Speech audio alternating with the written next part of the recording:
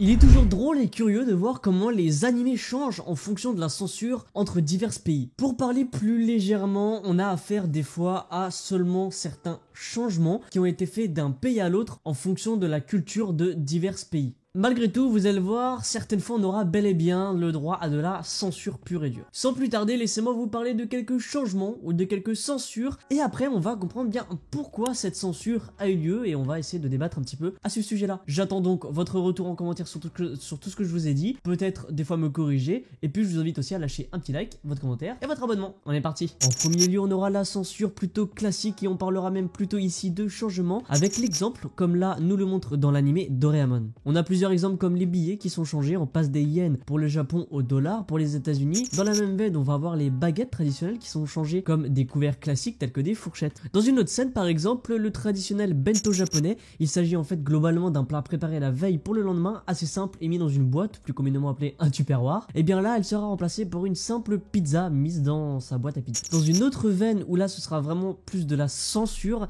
on a les exemples avec les blessures. Des fois le sang qui sera supprimé et une image dans Pokémon simplement le pied du verre à vin qui sera supprimé. Plutôt dans la nudité, un épisode entier de Pokémon ne sera pas diffusé parce que James dans la Team Rocket participera avec Jessie à un concours de bikini. Dans un autre exemple, pour cause de nudité, les personnages seront recouverts de chauve-souris, ou plutôt de chauve-hamster. Et en dernier lieu, il y aura la censure au niveau du texte, où là on parlera plus de changements au niveau du texte comme le témoigne l'image affichée. Voilà tout pour les exemples. Alors maintenant, pourquoi c'est censuré comme ça? Eh bien en réalité on a plusieurs raisons. La première, quand il s'agit de nudité ou de blessure, ce sera logiquement à la cause des enfants. Les animés qui se font censurer dans l'exemple comme Pokémon ou Doraemon, le public visé est assez jeune et dans certains pays, ce sera censuré parce que le public visé est bien trop jeune pour les images. Et puis ce n'est potentiellement aussi pas dans la culture du pays en question, tout simplement. Quand ce sera plutôt des changements comme les billets, la nourriture ou autre, c'est un point de vue je pense culturel. Si on parle de l'exemple de Doraemon, aux États-Unis, ils ne connaissent pas vraiment ce genre de choses, ou du moins pour l'époque. Les bento, les baguettes ou les billets, encore une fois, vu que l'animé est également visé pour les enfants, on peut comprendre que les pays en question veulent adapter la chose pour leur public et ne pas trop changer l'habitude pour les enfants, afin que l'animé soit bien compris de tous. Puis dans un dernier point au niveau des changements du texte, c'est également je pense par rapport à la culture des pays,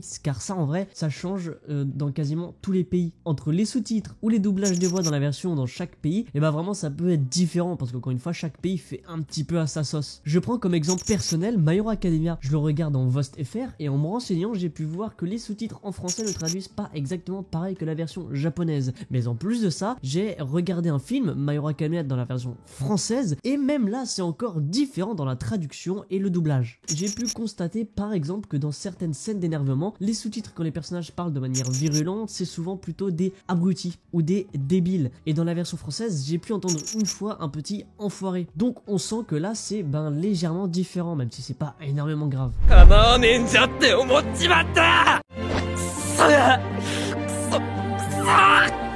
Et tout de suite pigé que j'étais pas à la hauteur. C'est pas vrai. Quelle connerie, ça me gaffe, sérieux. Pour ce côté-là, je pense que c'est pour plusieurs raisons. D'une part, pour s'adapter une fois entre chaque culture et chaque pays, mais aussi parce que je pense que c'est compliqué de traduire une œuvre parfaitement et ce de A à Z.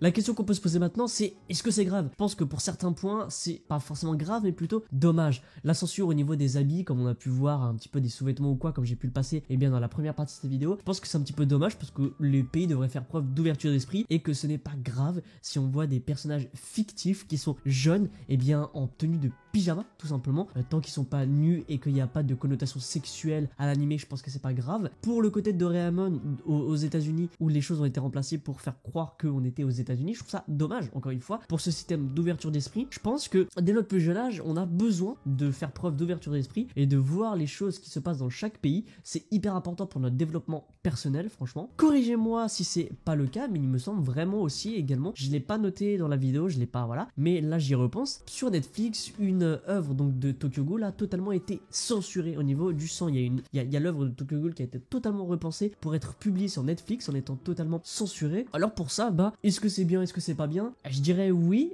mais bon, est-ce que c'est obligé? Pas forcément. Parce que, en fait, je pense qu'ils ont voulu encore une fois faire ça pour les enfants parce que beaucoup d'enfants ont accès au catalogue Netflix. Malgré ça, je pense qu'ils voulaient pas recevoir des plaintes ou quoi que ce soit, mais c'est pas forcément de leur faute si un enfant tombe là-dessus quand on pense qu'il y a un compte espace jeunesse qui est ouvert par défaut sur le compte et qu'un enfant, s'il veut être mis devant la télé, il est mis bien sur le compte jeunesse. Après, c'est une question d'éducation aussi, mais est-ce qu'un enfant qui est déjà très jeune pour voir Tokyo Ghoul, eh bien mérite ou du moins devrait être sur la télé? Je ne pense pas. Sans surveillance, encore moins. Et de toute façon, il y a de l'espace jeunesse pour ça. Alors, est-ce que c'est grave qu'il y ait eu une version censurée de Tokyo Ghoul? Bah non. Est-ce que il fallait le faire? Eh bien, je sais pas et je vous laisserai en débattre en commentaire. N'hésitez pas à me corriger s'il y a eu des choses qui ont été fausses, qui ont été dites, que j'ai mal dit. Je mettrai mes sources dans la description. Je me suis épaulé d'un site et j'ai pris quelques petits exemples. Et ensuite, j'ai dit vraiment ce que moi je pensais. Et j'ai aussi lu les critiques pour un petit peu savoir ce que les autres en pensaient. En tout cas, n'hésitez pas à me dire ça en commentaire. N'hésitez pas encore une fois à liker, à commenter et puis à vous abonner. Puis à la prochaine les gars.